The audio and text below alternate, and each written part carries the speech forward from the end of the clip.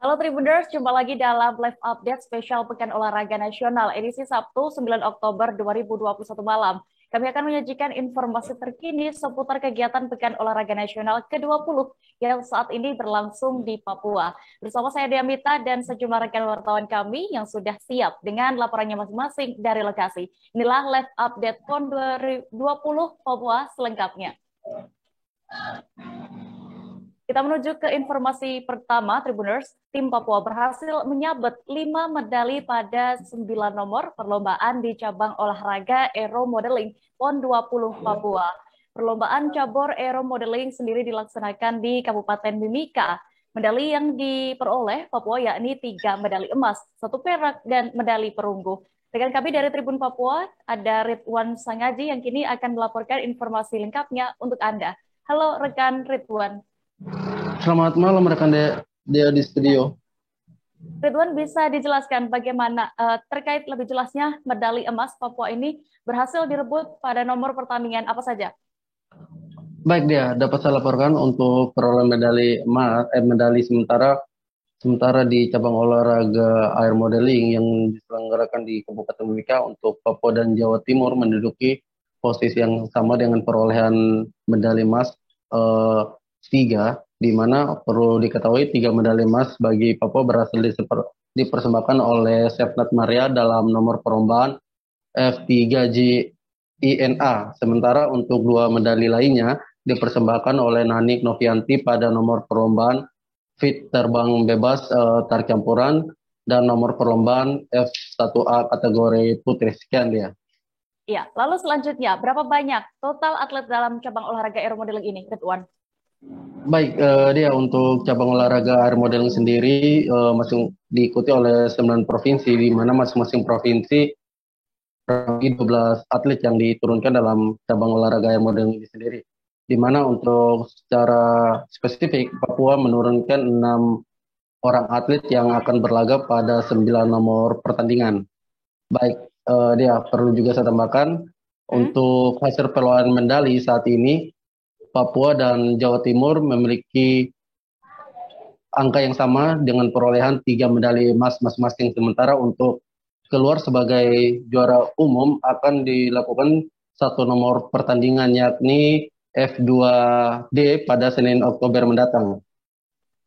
Ya, baik. Tribuners, tadi rekan Ridwan juga berhasil langsung melakukan wawancara bersama Alex Sinuraya selaku manajer cabang olahraga aeromodeling Papua. Berikut liputan lengkapnya untuk Anda. Sebenarnya target ini 3 emas ya, sampai saat ini sudah terpenuhi, tapi masih ada satu cabang lagi yang satu pertandingan lagi yang kita harapkan bisa dapat emas.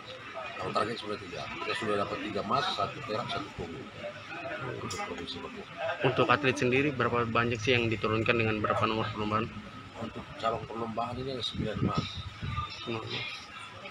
Berapa atlet untuk Papua sendiri? Cuma 6. Nah, jadi untuk atlet turun di nomor perlombaan ada turun di ada 2 atau 3 atlet yang turun di beda-beda kelas. Ini bang, tinggal berapa nomor perlombaan yang tinggal 1 perlombaan lagi. Ya, R yang sedang berlangsung. Ya, kita harus berbangga ya. Kenapa? Karena aero modeling ini nggak semua provinsi ada. Kita cukup bangga di Papua ada aero modeling. Ini hal yang luar biasa. Mudah-mudahan ke depan ada atlet putra Papua yang akan menggantikan atlet yang ada sekarang. Ada target pembinaan ke depan Pak? Target pembinaan ke depan untuk koordinasi dengan KONI lah, supaya lebih baik pembinaan Anda seperti itu. KONI Papua juga sudah menyediakan beberapa alat untuk pelatihan. Mudah-mudahan bisa terus berkembang lebih baik. Siap. Oke. Kita beralih ke informasi dari cabang olahraga sepak takraw Tribuners. Tim Sulawesi Selatan mengawinkan medali emas pada sepak takraw nomor kuadran Pekan Olahraga Nasional ke-20 di Papua tahun ini. Partai final digelar di Gor Trikora Universitas Cendrawasih, Distrik AB Pura, Jayapura pada hari ini Sabtu 9 Oktober. Tim Sulsel tampil di 2 partai final, baik nomor kuadran putra maupun nomor kuadran putri. Jurnalis kami dari Tribun Timur, ada Alfian, kini akan menyampaikan kabar terkait ini untuk Anda. Halo Alfian. Ya, selamat malam rekan Dea di studio. Alfian, bisa Anda gambarkan bagaimana tadi jalannya pertandingan nomor kuadran di cabang olahraga sepak takraw ini? Ya, untuk cabang olahraga sepak takraw PON ke-20 Papua, tadi diperlombakan nomor kuadran putra dan putri, dan ini merupakan nomor terakhir untuk cabang olahraga sepak takraw. Nah, di dua nomor tersebut, laga final berlangsung di Gor Trikora. Di kuadran putri mempertemukan antara tim Sulawesi Selatan menghadapi DKI Jakarta di partai final, di mana pertandingan ini berlangsung dalam 3 set. Tim Sulsel mampu memenangkan pertandingan dan akhirnya keluar sebagai juara dan meraih medali emas. Sementara di partai final kuadran putra, kembali tim Sulsel turun menghadapi Jawa Timur dan dimenangkan pula oleh tim Sulawesi Selatan, tim putra Sulawesi Selatan dengan set 3 set juga dengan skor 2-1. Yang menarik dari ini artinya bahwa untuk nomor kuadran atau nomor terakhir dari sepak takraw, tim Sulawesi Selatan mengawinkan medali emas sekaligus. Sementara itu kemenangan Sulawesi Selatan tentu utamanya di kuadran putra tentu sudah diprediksi sejak awal, karena 4 pemain yang diturunkan merupakan atlet-atlet tim nasional atau yang saat ini tengah masuk dalam pelatnas untuk persiapan SEA Games. Ada Muhammad Ardian Samuliang, ada Nofrianto, dan ada Andi Triputra yang juga merupakan peraih medali di Asian Games lalu. Begitu rekan ya. Oke, lalu seusai berhasil mengawinkan emas di nomor kuadran sepak takraw putra dan putri ini, bagaimana respon dari tim Sulsel, Alfian? Ya, tadi pertandingan juga dihadiri langsung oleh manajer tim sepak takraw Sulawesi Selatan, Nohrawi Nawir, yang juga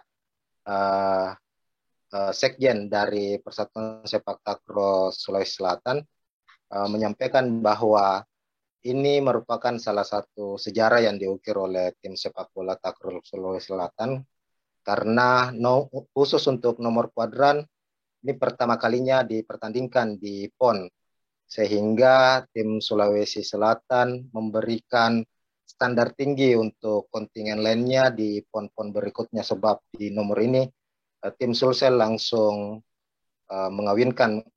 langsung meraih medali emas untuk putra dan putri.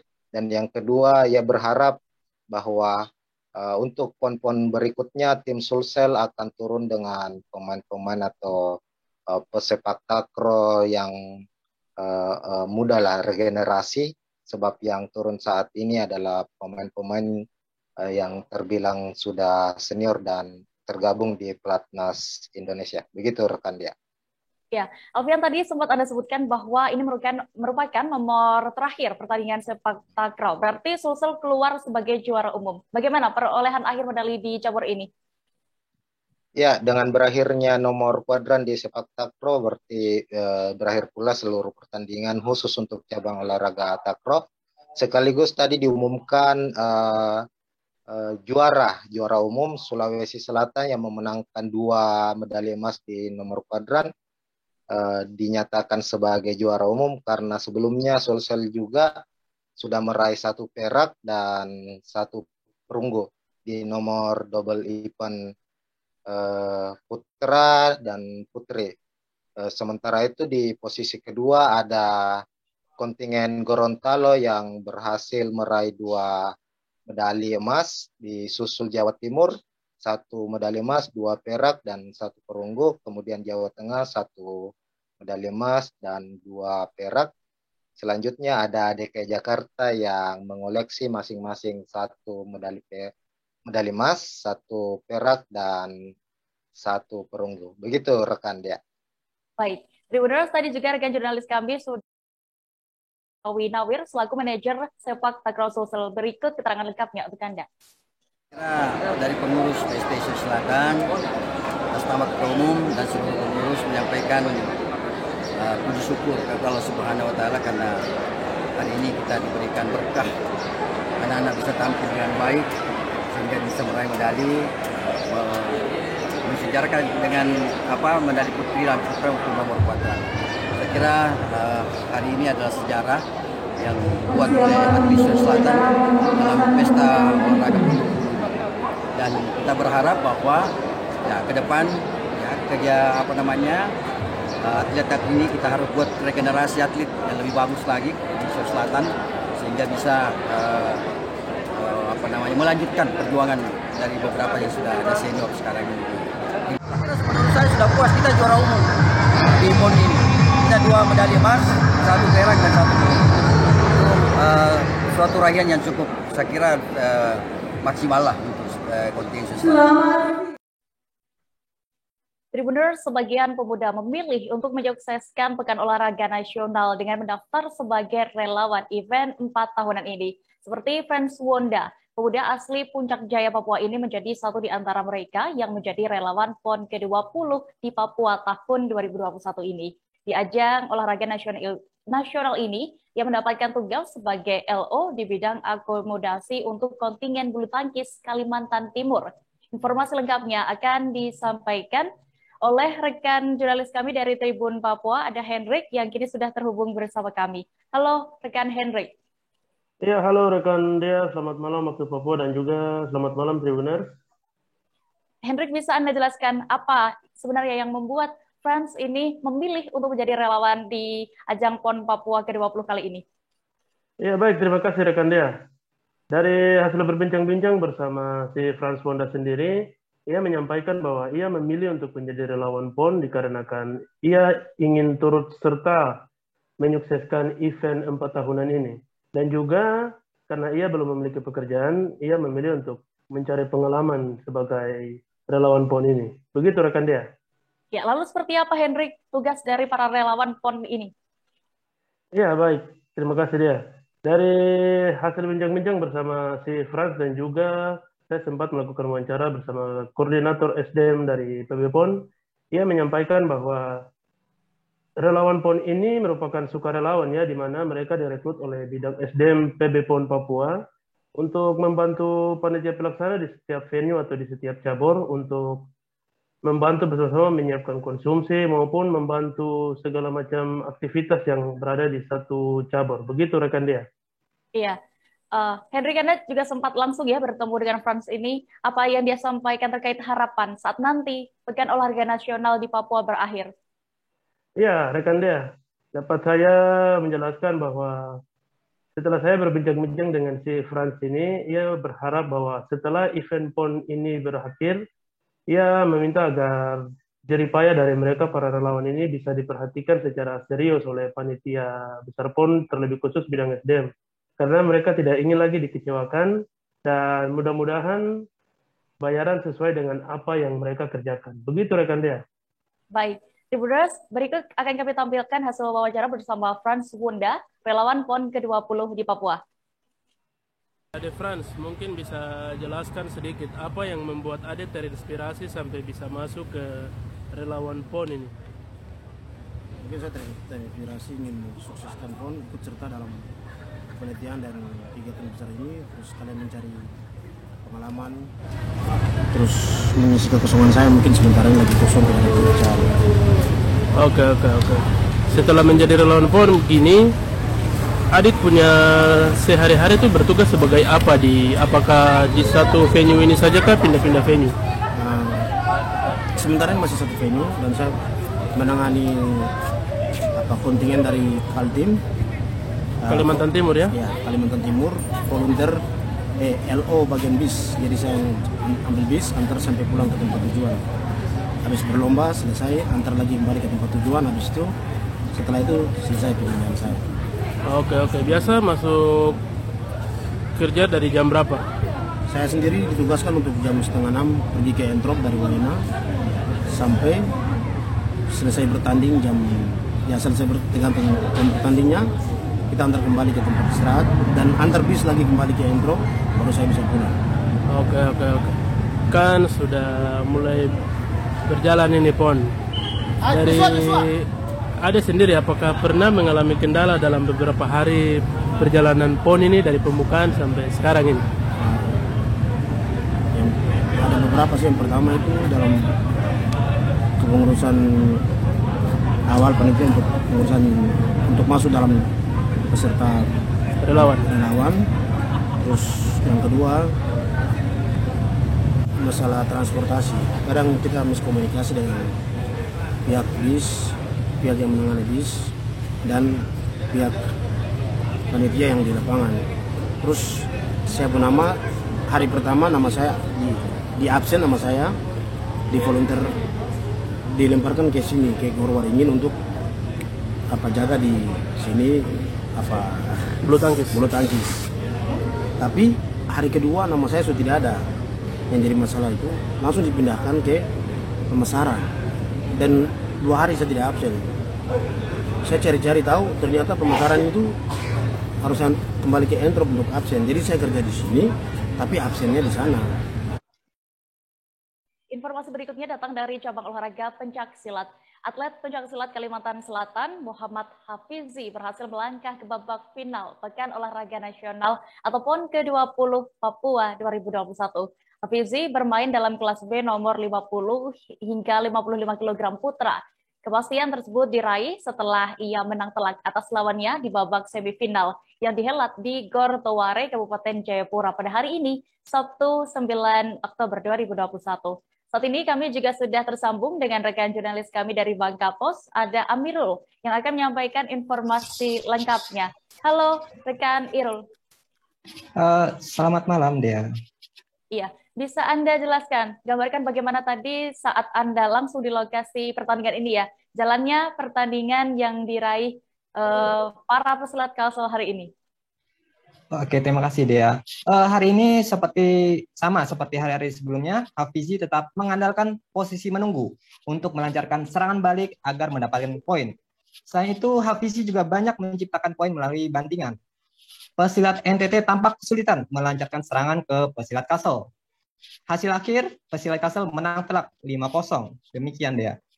Iya, lalu Irul, siapa lawan yang akan dihadapi Hafizi di final nantinya? Di babak final, Hafizi akan menghadapi pesilat Jawa Tengah, Khairuddin Mustaqim, yang sebelumnya berhasil mengalahkan pesilat Sumatera Barat, M3 Bintang, di babak semifinal. Demikian, Dea. Lalu hingga saat ini, berapa totalnya pesilat Kalsel yang masih tersisa, dan apa target selanjutnya yang telah ditetapkan juga oleh kontingen Kalsel, maksud kami? Oke, Hafizi menjadi satu-satunya pesilat Kalsel yang tersisa. 2 pesilat lainnya sebelumnya sudah mengalami kekalahan, yaitu saat menghadapi atlet Sulawesi Tenggara dan atlet tuan rumah Papua. Untuk mengenai target, tentu ini jadi satu-satunya harapan Kalsel untuk meraih medali emas melalui cabur silat. Demikian, Dea. Baik, Tribuners, tadi juga rekan Amirul sudah mewawancarai Sekretaris Umum IPSI Kalsel, M. Agus Hayatullah. Berikut keterangan lengkapnya untuk Anda.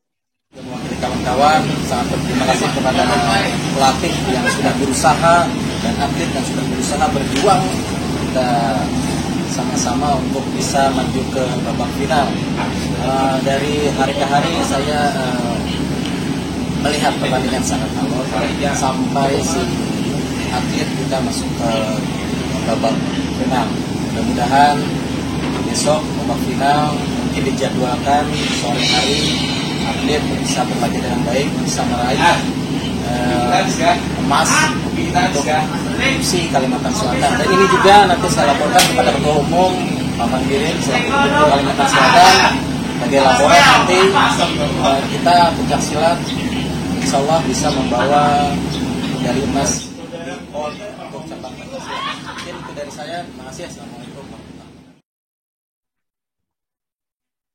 Tribuners, jangan kemana-mana karena kami masih akan kembali seusai jeda sejenak. Tetaplah di Live Update. Oke, apa kabar Bang Arifki di sini untuk strateginya?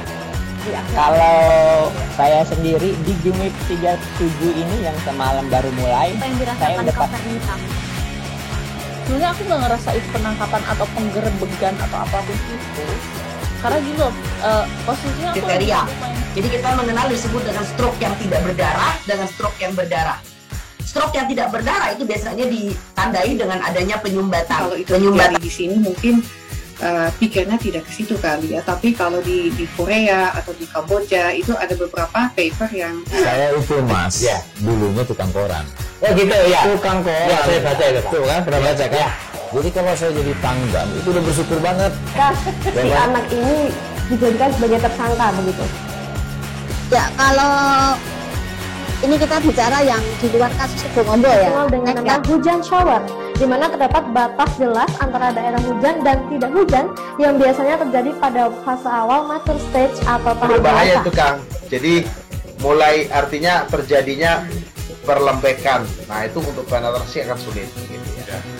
Dok, saya ini menurut saya memang tidak mudah, bukan urusan tanah diambil. Kalau misalnya Amerika Serikat sekarang, Rasulullah mengatakan dalam sebuah hadis bahwa berpuasa di 6 hari Syawal itu. Oke, apa kabar Bang Arif di sini untuk strateginya? Kalau saya sendiri di Game Week 37 ini yang semalam baru mulai, saya udah sebenarnya aku nggak ngerasa itu penangkapan atau penggerebegan atau apapun itu, karena gini loh, posisinya aku kriteria. Jadi kita mengenal disebut dengan stroke yang tidak berdarah dengan stroke yang berdarah. Stroke yang tidak berdarah itu biasanya ditandai dengan adanya penyumbatan. Kalau itu terjadi di sini mungkin pikirnya tidak ke situ kali ya, tapi kalau di Korea atau di Kamboja itu ada beberapa paper yang Saya itu Mas, ya, dulunya tukang koran. Oh gitu ya. Tukang koran. Ya, saya baca itu, Pak. Tuh kan, pernah baca kan? Ya. Jadi kalau saya jadi pangdam itu udah bersyukur banget. Kak, si anak ini dijadikan sebagai tersangka begitu. Ya, kalau ini kita bicara yang di luar kasus Sibolga ya. Dengan nama hujan shower, di mana terdapat batas jelas antara daerah hujan dan tidak hujan yang biasanya terjadi pada fase awal mature stage atau tahap berbahaya dewasa. itu Kang. Jadi mulai artinya terjadinya perlembekan. Nah itu untuk penetrasi akan sulit. Gitu ya. Dok, saya ini menurut saya memang tidak mudah, bukan urusan tanah diambil. Kalau misalnya Amerika Serikat sekarang, Rasulullah mengatakan dalam sebuah hadis bahwa berpuasa di 6 hari Syawal itu. Oke, apa kabar Bang Arif di sini untuk strateginya? Kalau saya sendiri di Game Week 37 ini yang semalam baru mulai, saya udah sebenarnya aku nggak ngerasa itu penangkapan atau penggerebegan atau apapun itu, karena gini loh, posisinya aku kriteria. Jadi kita mengenal disebut dengan stroke yang tidak berdarah dengan stroke yang berdarah. Stroke yang tidak berdarah itu biasanya ditandai dengan adanya penyumbatan. Kalau itu terjadi di sini mungkin pikirnya tidak ke situ kali ya, tapi kalau di Korea atau di Kamboja itu ada beberapa paper yang Saya itu Mas, ya, dulunya tukang koran. Oh gitu ya. Tukang koran. Ya, saya baca itu, Pak. Tuh kan, pernah baca kan? Ya. Jadi kalau saya jadi pangdam itu udah bersyukur banget. Kak, si anak ini dijadikan sebagai tersangka begitu. Ya, kalau ini kita bicara yang di luar kasus Sibolga ya. Dengan nama hujan shower, di mana terdapat batas jelas antara daerah hujan dan tidak hujan yang biasanya terjadi pada fase awal mature stage atau tahap Berbahaya dewasa. itu Kang. Jadi mulai artinya terjadinya perlembekan. Nah itu untuk penetrasi akan sulit. Gitu ya. Dok, saya ini menurut saya memang tidak mudah, bukan urusan tanah diambil. Kalau misalnya Amerika Serikat sekarang, Rasulullah mengatakan dalam sebuah hadis bahwa berpuasa di 6 hari Syawal itu. Oke, apa kabar Bang Arif di sini untuk strateginya? Kalau saya sendiri di Game Week 37 ini yang semalam baru mulai, saya udah sebenarnya aku nggak ngerasa itu penangkapan atau penggerebegan atau apapun itu, karena gini loh, posisinya aku kriteria. Jadi kita mengenal disebut dengan stroke yang tidak berdarah dengan stroke yang berdarah. Stroke yang tidak berdarah itu biasanya ditandai dengan adanya penyumbatan. Kalau itu terjadi di sini mungkin pikirnya tidak ke situ kali ya, tapi kalau di Korea atau di Kamboja itu ada beberapa paper yang Saya itu Mas, ya, dulunya tukang koran. Oh gitu ya. Tukang koran. Ya, saya baca itu, Pak. Tuh kan, pernah baca kan?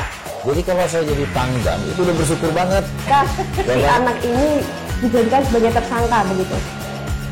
Ya, kalau ini kita bicara yang di luar kasus Sibolga ya. Dengan nama hujan shower, di di mana terdapat batas jelas antara daerah hujan dan tidak hujan yang biasanya terjadi pada fase awal mature stage atau tahap Berbahaya dewasa. itu Kang. Jadi mulai artinya terjadinya perlembekan. Nah itu untuk penetrasi akan sulit. Gitu ya. Dok, saya ini Menurut saya memang tidak mudah, bukan urusan tanah diambil. Kalau misalnya Amerika Serikat sekarang, Rasulullah mengatakan dalam sebuah hadis bahwa berpuasa di 6 hari Syawal itu. Kembali di live update spesial Pekan Olahraga Nasional ke-20 di Papua. Kita menuju informasi berikutnya, Tribuners.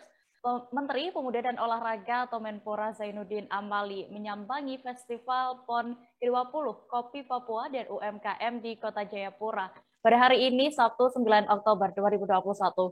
Tiba sekira pukul 17:45 waktu Indonesia Timur, Menpora Amali yang turun dari mobil langsung disambut tarian khas Papua yang dibawakan oleh anak-anak Papua. Menpora Ali yang disambut tarian selamat datang itu pun terlihat ikut menari bersama. Seperti apa informasi lengkapnya? Saat ini kami juga sudah terhubung bersama rekan jurnalis kami dari Tribun News, ada Abdul Majid yang akan menyampaikan informasinya. Halo rekan Abdul. Halo rekan Dea, selamat malam dan rekan Tribun News dimanapun Anda berada. Iya, Abdul bisa Anda informasikan apa sebenarnya tujuan dari Menpora ini menyambangi Festival Kopi dan UMKM di Kota Jayapura? Ya, rekan Dea, seperti diketahui Menpora Zainuddin Amali dalam penyelenggaraan PON ke-20 ini memang dia sudah menyatakan diri untuk berkantor di Papua. Menpora Amali di Papua ini untuk melihat bagaimana jalannya pertandingan atau perlombaan PON Papua agar berjalan lancar dan aman. Selain menyambangi beberapa venue pertandingan, Menpora juga menyambangi salah satunya tadi Festival UMKM dan Kopi Papua yang diadakan oleh pemerintah Kota Jayapura yang bekerja sama dengan Bank Indonesia. Rekan ya? Ya, lalu bagaimana respons Menpora setelah melihat-lihat dan mencicipi kopi Papua di festival tersebut? Iya, Menpora juga begitu tiba di situ langsung disambut oleh pengurus dan oleh UMKM yang ada di situ, dan salah satunya Pak Menpora juga mencoba kopi yang berasal dari Wamena, kopi Arabica. Dan tak hanya itu, Menpora juga berkeliling melihat stand-stand yang menjual hasil karya dari Papua. Menpora bahkan mengimbau atau mengaku senang dengan adanya festival ini, dan adanya festival ini dia katakan ini sangat membantu atau dampak positif dari adanya PON karena bisa membantu memperkenalkan kopi asli Papua dan pengrajin tangan dari Papua itu sendiri. Rekan dia. Baik, Tribuners, tadi juga rekan Abdul sudah berhasil langsung mendapatkan keterangan dari Menteri Pemuda dan Olahraga Zainuddin Amali. Berikut keterangan lengkapnya. Hal ini menunjukkan sukses yang keempat yang kita harapkan, sukses prestasi, sukses penyelenggaraan, sukses administrasi, dan sukses ekonomi masyarakat. Kita sudah bisa lihat hasilnya. Tadi Pak Sinaga dari BI menyampaikan bahwa perputaran uang di tengah-tengah masyarakat Papua luar biasa, berkali lipat. Jadi ini benar-benar PON ini membawa dampak ekonomi terhadap Jayapura dan Papua pada umumnya. Jadi kalau ada orang meragukan bahwa PON ini tidak berdampak ekonomi, Anda semua sudah bisa saksikan, sudah lihat apa yang dijelaskan oleh Pak Sinaga dari Bank Indonesia. Itu adalah bukti nyata PON punya dampak ekonomi terhadap masyarakat di mana tempat PON itu dilaksanakan. Oke.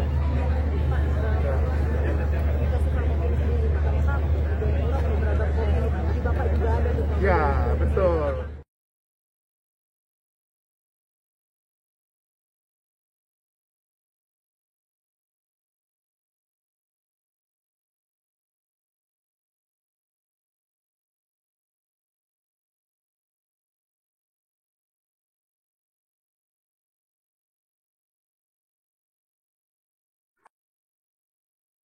Ketua Umum KONI Pusat Markiano Norman akhirnya menegur langsung Persatuan Tinju Amatir Indonesia atau yang disingkat Pertina terkait adanya insiden keributan di venue pertandingan tinju PON ke-20 Papua 2021. Diketahui insiden kericuhan ini sempat terjadi di venue tinju di Gor Cendrawasih, Kota Jayapura pada Jumat 8 Oktober 2021 malam kemarin. Saat itu petinju dari kontingen DKI Jakarta, Jil Mandagi, dilaporkan menjadi sasaran pemukulan di luar ring tinju. Rekan kami dari Tribun Jakarta, Wahyu Septiana, akan melaporkan informasi lengkapnya untuk Anda. Halo rekan Wahyu. Halo, selamat malam rekan Dia dan juga selamat malam Tribuners semuanya. Ya, rekan Wahyu, bagaimana komentar Markiano Norman terkait adanya insiden kericuhan di pertandingan tinju PON Papua kemarin? Ya, berdasarkan hasil wawancara yang sudah dilakukan dengan Ketua Umum KONI, Pak Markiano Norman, ia sangat menyayangkan terkait adanya insiden kericuhan di pertandingan tinju Pekan Olahraga Nasional. Seharusnya pertandingan olahraga itu menjadi alat pemersatu bangsa ataupun menjadi pemersatu dari berbagai daerah di Indonesia. Pertandingan olahraga seharusnya bisa berjalan sportif dan juga menjunjung tinggi fair play di lapangan. Setiap atlet yang bertanding harus menghargai wasit, begitu juga sebaliknya. Adanya kericuhan ini tentu menjadi catatan penting bagi Pertina sebagai induk dari Persatuan Tinju Amatir Indonesia. Markiano Norman sendiri berharap sisa pertandingan tinju di Pekan Olahraga Nasional tidak ada kendala apapun dan bisa dilaksanakan lancar tanpa gangguan, gitu deh.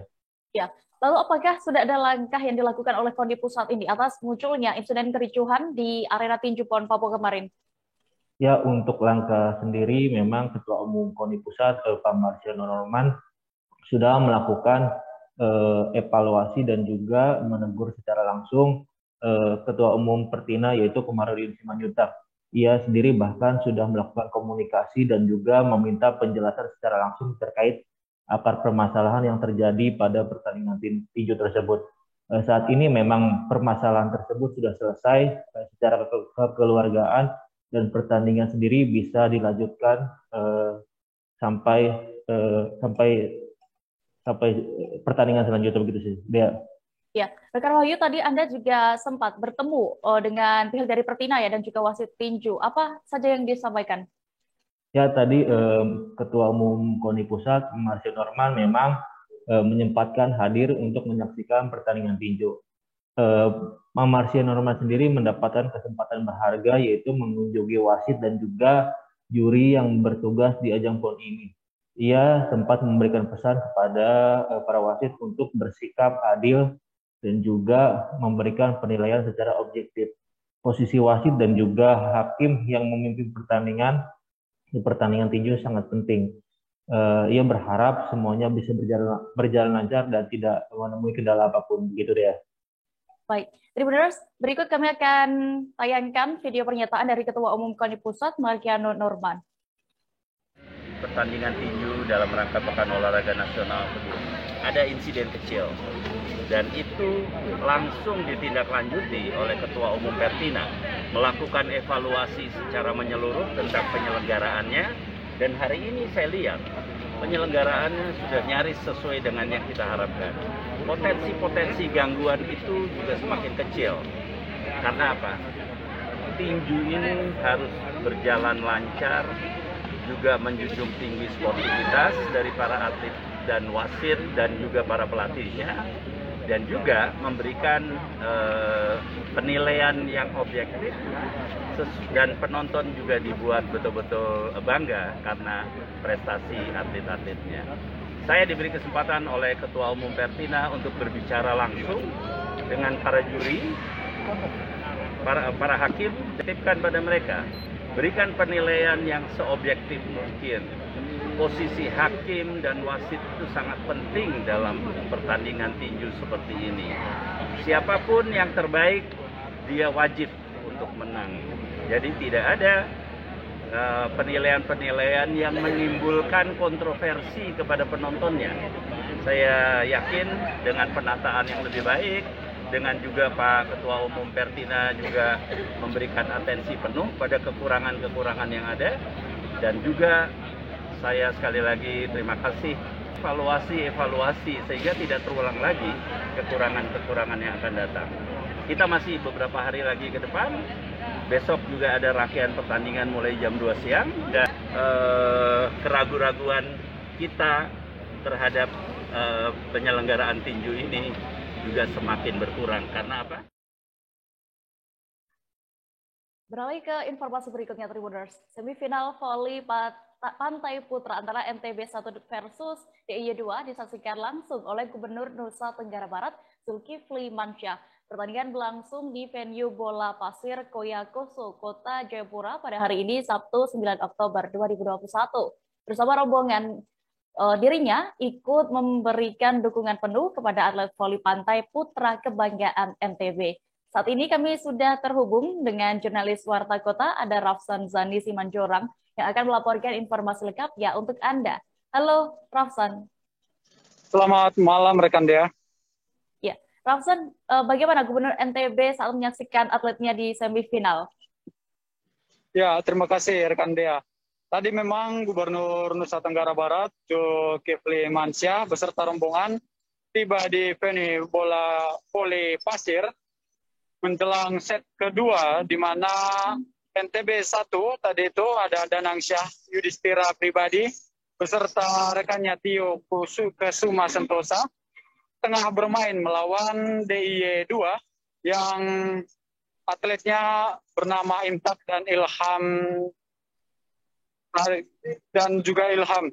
Dan pertandingan tadi memang cukup seru sekali sehingga Gubernur NTB juga sesekali bertepuk tangan, kemudian sesekali juga memang ikut berdiri memberikan dukungan kepada kedua atlet kebanggaan NTB tersebut. Seperti itu, rekan Dea. Ya, lalu apa harapan dari Gubernur soal atlet NTB yang kabarnya berhasil ya melaju ke final? Ya, memang benar rekan Dea. Tadi itu juga memang di pagi tadi pemain dari NTB Putri, Alisa Mutakhara dan juga rekannya Desi Ratnasari terlebih dahulu melaju ke babak final voli pasir putri dan disusul di sore hari oleh pemain NTB 1 Putra yaitu Danangsyah serta Tio, di mana pertandingan tadi memang cukup membuat jantung Pak Gubernur juga berdetak kencang dan sesekali dia memang tadi sempat juga ke kamar mandi karena gregetan dengan pertandingan yang disajikan oleh kedua atletnya. Dan harapan dari Pak Gubernur sendiri adalah di mana dirinya berharap kedua, baik itu putra dan putri, atlet NTB bisa meraih medali emas, di mana partai final untuk putri akan digelar pada besok Minggu. Kemudian 1 hari kemudian pada hari Senin mendatang, final voli pantai putra akan digelar di sore hari, seperti itu. Dan dirinya berharap para pemainnya tetap tampil maksimal dan Pak Gubernur juga optimis sekali dengan anak asuhnya dapat membawa pulang medali emas dan telah menyiapkan bonus yang banyak, namun tidak merinci bonus apa saja, namun memastikan bonus yang diterima peraih medali emas itu akan banyak sekali. Seperti itu rekan Dea. Baik, Tribuners, tadi rekan Rafsan juga sudah berhasil mendapatkan keterangan dari Zulkifli Mansyah, Gubernur NTB. Berikut lihat lengkapnya untuk Anda. Pak, bagaimana menurut Bapak pertandingan antara hari ini dan penampilan dari Danangsyah dan Tio? Sampai sakit perut, saya berkali-kali bolak-balik toilet, saking menegangkan, tapi dengan kesabaran, dengan dukungan dan doa kita semua NTB menang. Pak, NTB Putri Putra masuk ke final. Apa harapannya, Pak? Optimis. Pak, peraih medali emas, apa nih hadiah dari Pak Gubernur ini? Hadiahnya. Siap. Terima kasih, Pak. Kita jeda sejenak, Tribuners, dan akan kembali sesaat lagi.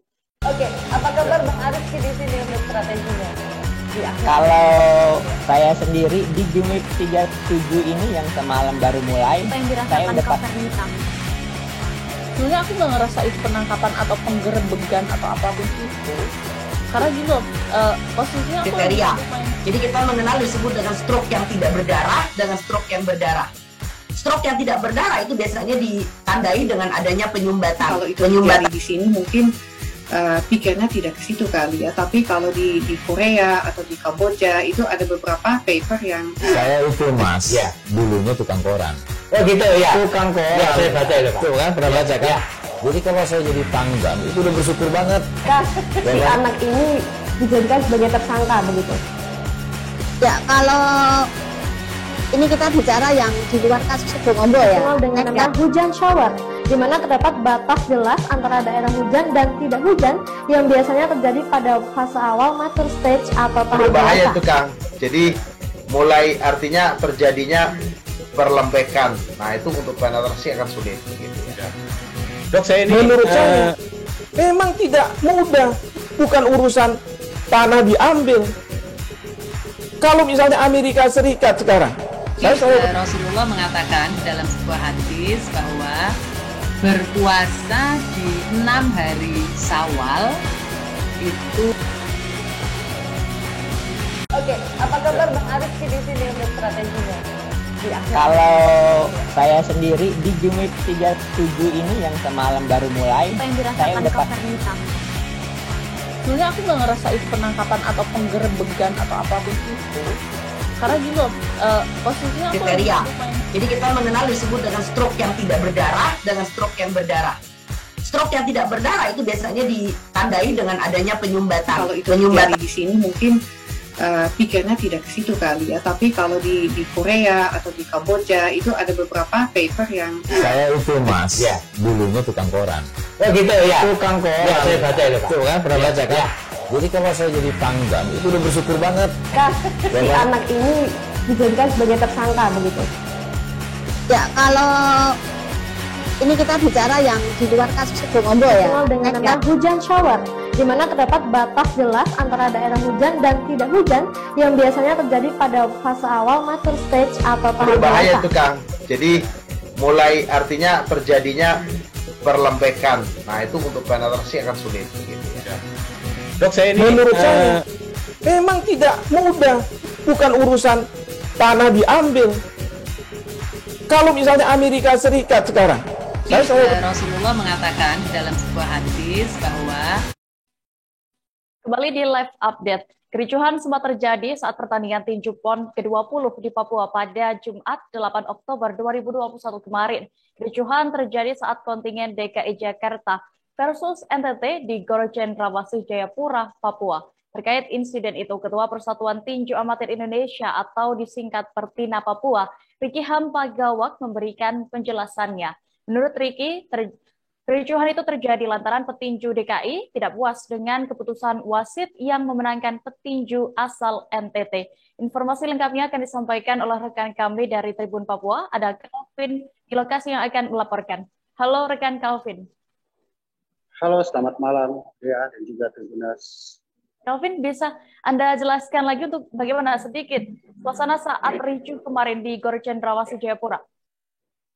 Baik Dea, suasana kemarin sempat terjadi kericuhan di Gor Cendrawasih antara pertemuan petinju antara DKI Jakarta versus NTT ya, di mana kericuhan ini terjadi karena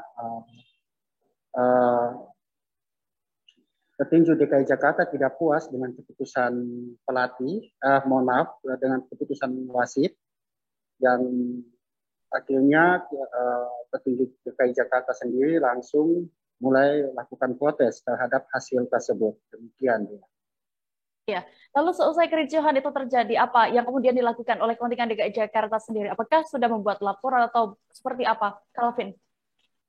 Baik Dea, usai insiden itu terjadi, informasi yang kami dapat di lapangan itu pihak kontingen DKI Jakarta langsung membuat pelaporan polisi di Polda Papua untuk menangani kasus tersebut. Demikian ya. Oke, lalu persoalan saat ini bagaimana untuk persoalan itu? Apakah sudah diselesaikan atau seperti apa? Baik Dea, untuk persoalan tersebut sempat sudah dilaporkan ke Polda Papua dan tadi malam pelaku pemukulan yang di Gor Cendrawasih tersebut itu juga sudah dipanggil untuk melakukan permohonan maaf kepada atlet atau petinju tersebut, dan juga persoalan tersebut ini juga sudah diselesaikan secara kekeluargaan di Polda Papua. Demikian. Baik, Tribuners, rekan Calvin juga sudah berhasil sempat mewawancarai langsung bersama Riki Hambagawa selaku Ketua Pertinda Papua. Berikut keterangan lengkapnya. Saya ingin menjelaskan kronologis yang terjadi kemarin pasca pertandingan antara petinju dari DKI dengan petinju dari NTT. Jadi setelah diputuskan hasil kemenangan itu kepada petinju dari NTT, petinju dari DKI merasa tidak puas karena mungkin menurut dia lebih banyak pukulannya dia itu masuk ke petinju NTT. Itulah. Nah, kekecewaan itu setelah keputusan terjadi, keluar atau turun dari diri, ketemulah manajer, teman-teman di luar, dan ya secara ini manusia emosionalnya itu muncul dan ya saya kira itu respon seorang petinju yang merasa bahwa dia sebenarnya harus menang. Disitulah, jadi aksinya ya mungkin dia tendang-tendang pembatas atau papan sponsor baliho yang ada di sini dia tendang, sehingga udah di situ ketemulah relawan Pampel yang ada di dalam gor ini. Mereka sudah saling buang kata dan buang tangan, akhirnya ya masalah itu terjadi. Dan kami menyadari sebagai Pampel dan juga Pertinda Papua menyadari bahwa kami kejadian-kejadian itu spontan karena memang manusia pasti punya perasaan, mungkin ada yang bisa terima dan ada yang tidak bisa terima, sehingga kejadian itu mungkin 3 kali terjadi ya. Teman-teman api tadi DKI protes terus, sehingga terjadilah kontak fisik antara adik-adik kita Pampel dan relawan yang ditugaskan di dalam gor ini dengan petinju dan juga ofisial dari DKI. Dan puji Tuhan kita sampai tadi malam jam 2 itu di Polda sudah diselesaikan secara kekeluargaan. Tribuners, informasi tadi sekaligus menutup perjumpaan kita dalam live update spesial PON 20 Papua malam ini. Kami masih akan hadir esok hari tentunya dengan informasi seputar PON Papua lainnya hanya di kanal YouTube Tribun Network. Tribuners, jangan lupa juga untuk terus dukung atlet kebanggaan Anda di PON ke-20 Papua. PON 20 Papua, torang bisa. Mewakili kru yang bertugas, saya Diamita pamit. Terima kasih dan sampai jumpa. Terima kasih sudah nonton. Jangan lupa like, subscribe, dan share ya.